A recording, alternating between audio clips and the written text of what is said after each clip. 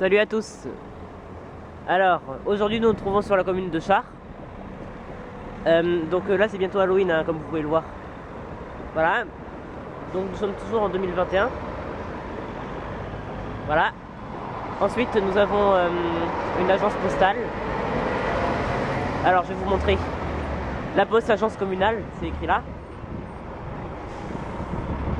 Comme vous pouvez le voir.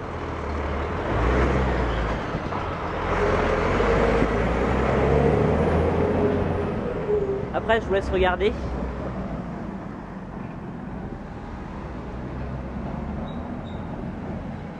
Bon alors je vais pas trop dire la poste quand même parce que ça fera un peu de la publicité, j'ai pas trop envie d'en faire trop non plus.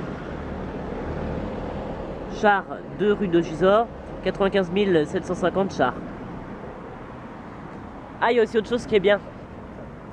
Je vous laisse regarder mais vous pourrez faire pause.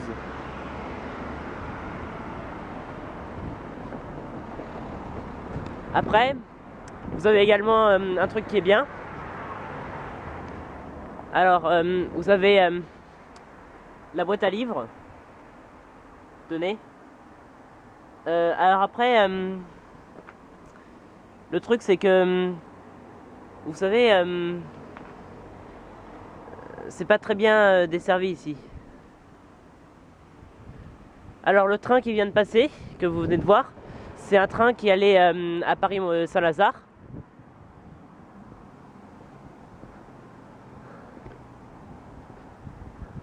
Et ce train, il était omnibus si je vous dis pas de bêtises. Mais il desservait quand même aucune gare entre Argenteuil et Paris-Saint-Lazare, ça c'est sûr. Donc peut-être qu'il n'était pas tout à fait omnibus, mais moi j'y connais pas trop grand chose à la ligne J. Comme je vous l'ai dit, moi j'habite près de la gare de Tacognères-Richebourg, donc je ne connais pas très bien, c'est logique. Alors, après je vais vous faire un peu visiter. Alors, on commence comme ça, donc là je me dirige vers la gare, voilà.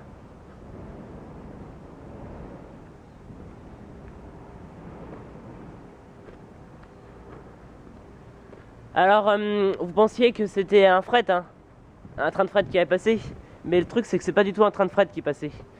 Donc détrompez-vous. Mais le truc c'est que au niveau du train qui allait vers Paris, il était en provenance de Gisors. Donc il faut savoir que Gisors c'est le terminus de la ligne J du Transilien. Et il n'y a pas beaucoup de trains parce que c'est pas une gare très passante en fait. C'est une grande gare juste, mais pas trop grande en fait, c'est une moyenne gare.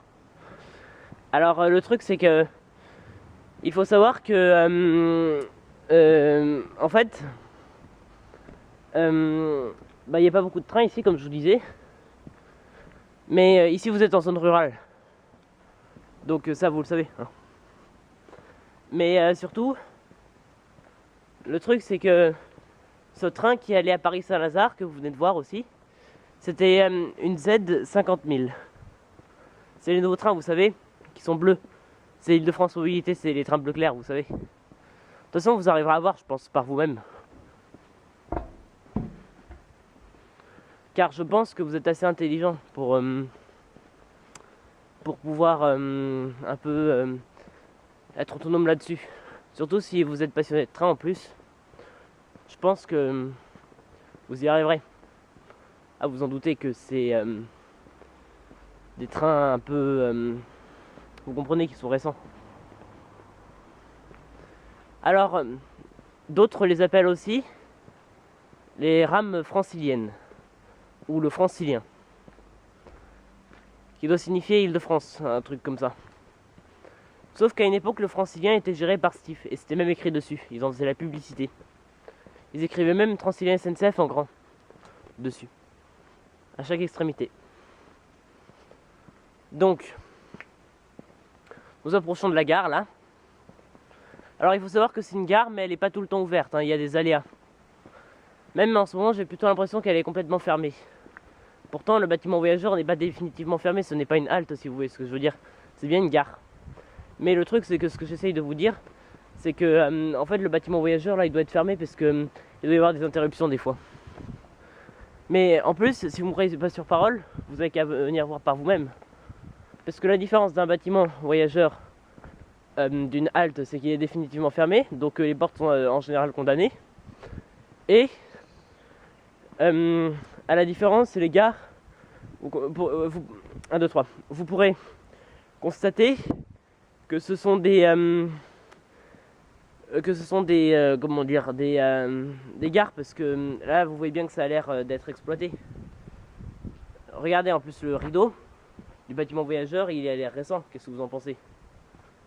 Voilà, qu'en pensez-vous? Bon, je vous laisse lire si vous arrivez à voir.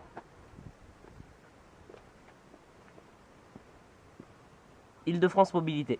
Vous voyez bien. Après, vous avez une boîte aux lettres pour poster des trucs postales.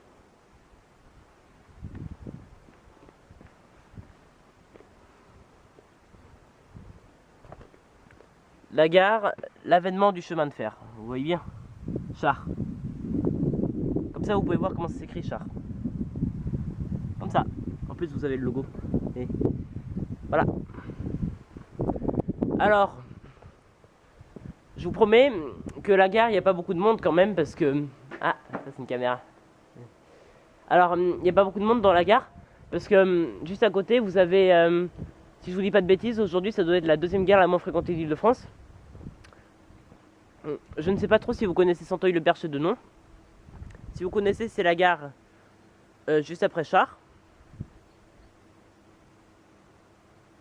Alors, sachant que... En fait, pour être exact, on va la faire courte.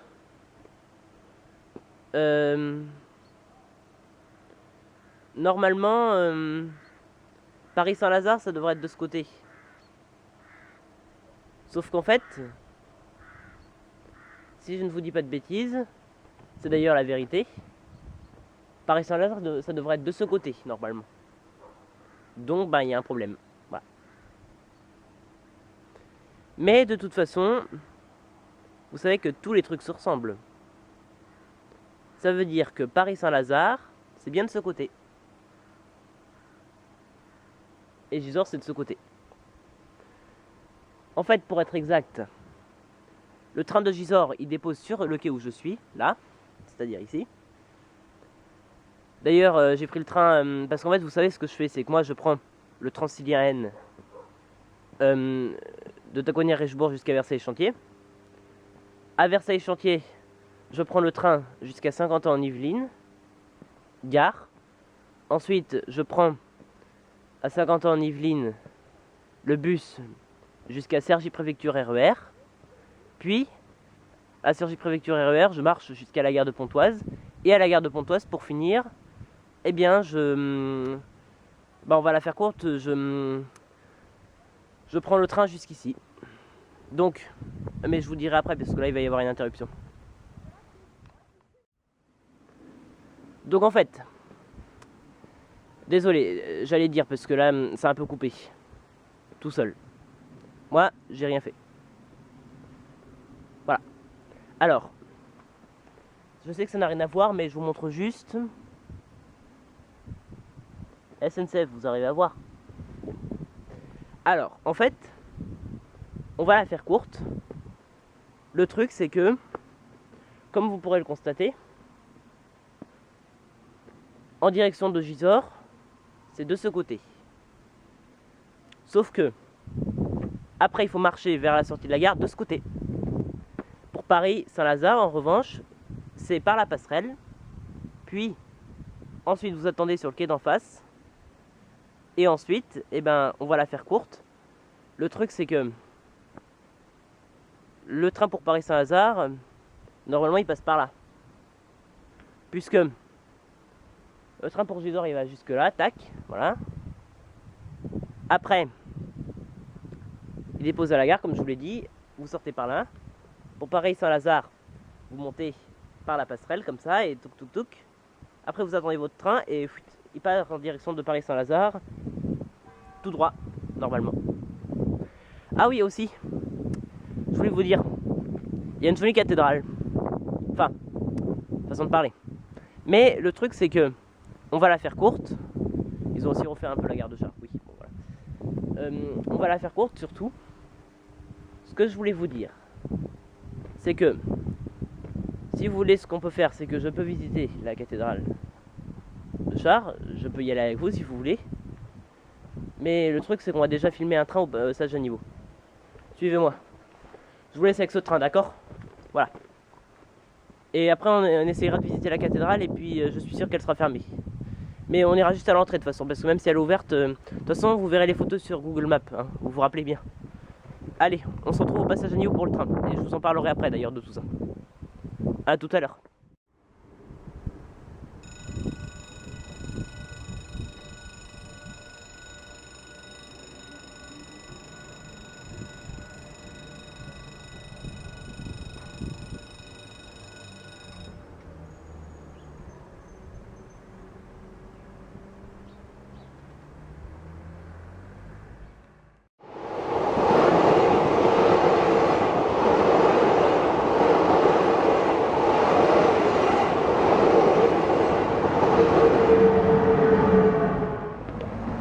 Alors voilà, comme ça vous avez pu voir un peu les passages des différents trains.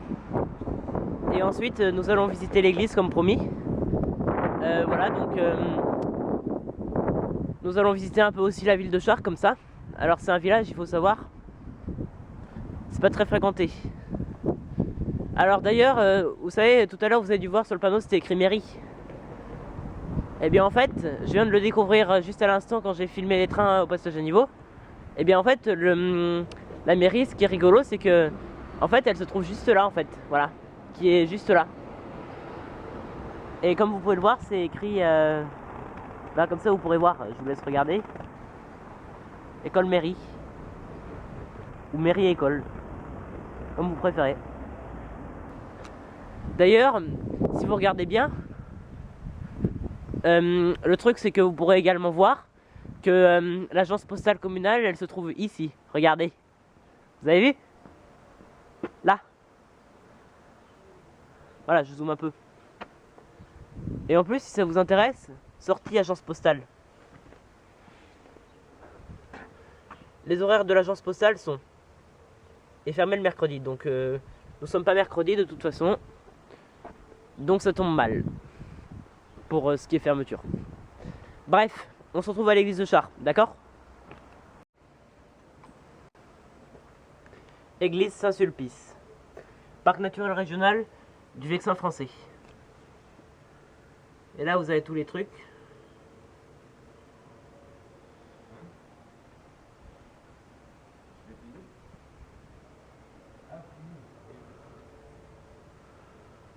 Alors, comme c'est la crise sanitaire, vous savez ce qu'on va faire? On va ouvrir comme ça.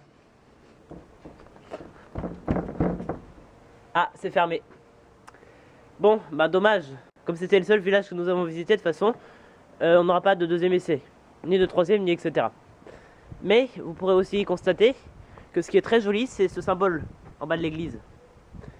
Et ne vous inquiétez pas, j'ai pris une photo de l'église, ça en fera au moins une sur Google Maps.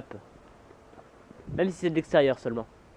De toute façon, l'intérieur devait pas être très joli étant donné qu'il y avait des vitraux un peu récents et en plus ils étaient protégés par des grillages comme un peu partout parce qu'ils ont peur de se les faire caillasser. Vous avez vu? En plus l'entrée qui est juste là. Alors, pour le train que vous venez de voir qui était sur le passage à niveau, le train bleu, qui était bleu foncé vous savez, avec la locomotive à l'arrière. Et ben le truc c'est que c'est... alors que je réfléchisse parce que... voilà. Alors attendez, je suis à vous.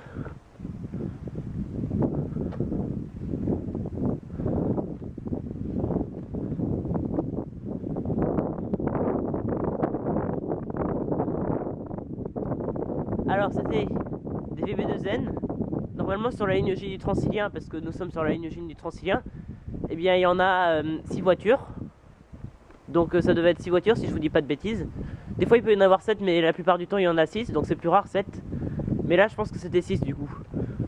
Et alors le truc c'est que c'était une locomotive à l'arrière qui était une BB 827 334, si je me rappelle bien.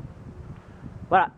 Alors je vais aussi vous montrer, parce que vous êtes passionné de train, alors je vous montre, ça c'est signal automatique passage à niveau, Voilà, donc c'est des barrières automatiques. En plus, là, c'est des doubles barrières pour une fois, parce que comme c'est un passage à niveau assez passant, si vous voulez, c'est pour ça.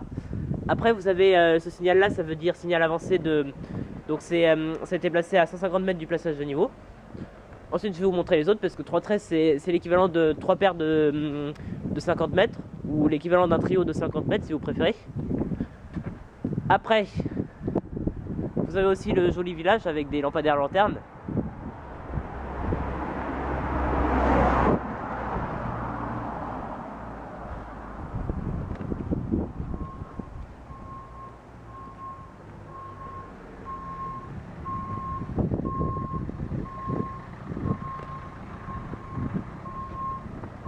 Donc là, ça veut dire 100 mètres.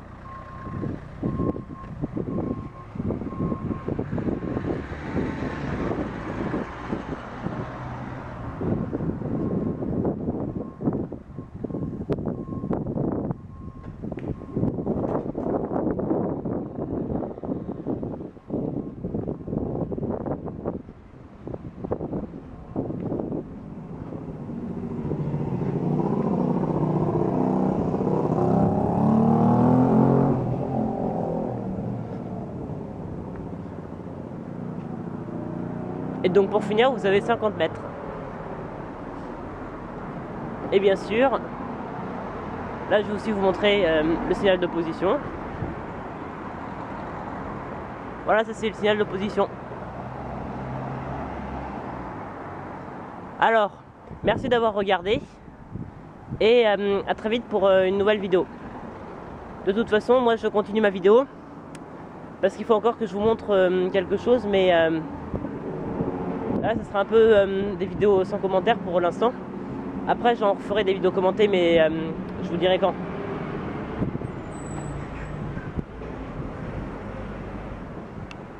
Alors, vous avez aussi, c'est écrit commune de Chars. Alors, dans mes projets prochainement, je vais faire une vidéo commentée sur le passage à niveau de Nézel-Aulnay. C'est à proximité de la gare. Mais en fait, je vais renoncer à ce projet parce que le truc, c'est que j'ai pas trouvé de passage à niveau à proximité de la gare. Mais Nézel-Aulnay, je sais pas trop si vous voyez où c'est. C'est quand vous vous rapprochez de Mantes-la-Jolie, c'est sur la branche de Mantes-la-Jolie, les trains qui vont à Mantes-la-Jolie de la ligne UN du Transilien.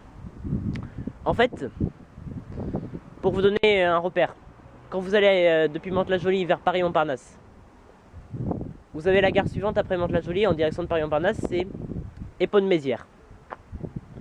Après, vous avez Nézel-Aulnay juste après Épône-Mézières, toujours en direction de Paris-Montparnasse. Et juste après, c'est Maule. Donc voilà, la gare, enfin les gares de Nézel-Aulnay, en fait, la gare de Nézel-Aulnay, elle est entre les gares de Maule et d'Épône-Mézières. Voilà. Bon alors sur ce, merci d'avoir regardé. Et à bientôt pour une prochaine vidéo. Mais de toute façon, je vous l'ai dit, le truc c'est que je sais pas trop si elle sera commentée ou pas. Mais vous pourrez avoir la surprise. Allez, salut!